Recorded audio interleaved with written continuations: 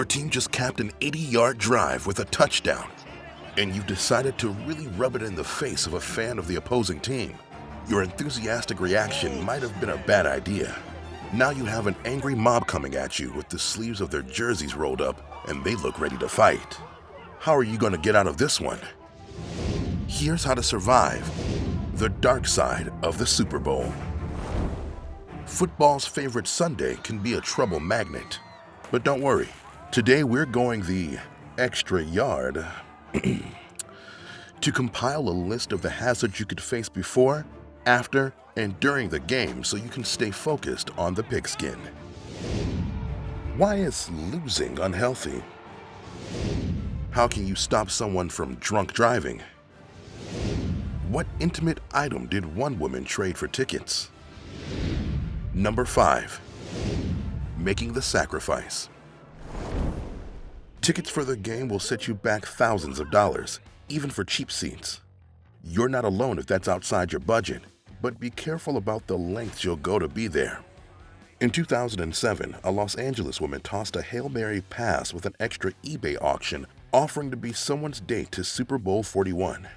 After the bidding went into the millions, Axe Body Spray stepped in and used the idea as part of their promotional campaign for the game. Number 4. Stuffing your face. Let's face it, besides the game, the most exciting thing tonight is the all-you-can-eat piles of food, especially chicken wings. More than 300 million of them are eaten each quarter. A 2013 study found that fans of losing teams experience an urge to eat more saturated fats and sugar the day after the game compared to fans of the winning teams.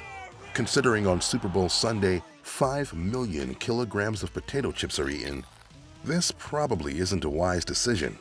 For a healthier approach, host a party with your own spread. Your house, your rules, right?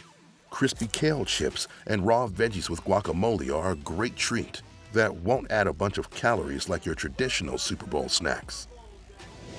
Number 3. Gambling. Your team is the odds-on favorite to take home the Vince Lombardi trophy, and you're looking to make a few bucks. There might not be a lot of harm in making the occasional friendly bet, but in the heat of all the Super Bowl excitement, it can feel exhilarating to go for broke. In 2021, $4.5 billion were wagered on the game. 97% of that came from illegal bets. Remember, the house always wins. Only spend what you can afford to lose. Compare the players all you want with detailed statistical analysis, but you can never predict a major comeback or underdog win. Number 2. Fighting your rivals. It's game time. Emotions are running high, and it only takes one insult to light the match that turns a competitive rivalry into a full-on rage blaze. And it can get ugly rather quickly. Keep your eyes open for those situations and steer clear. If someone confronts you, regardless of whether they're sporting the team's colors painted all over their body or not, don't raise your voice.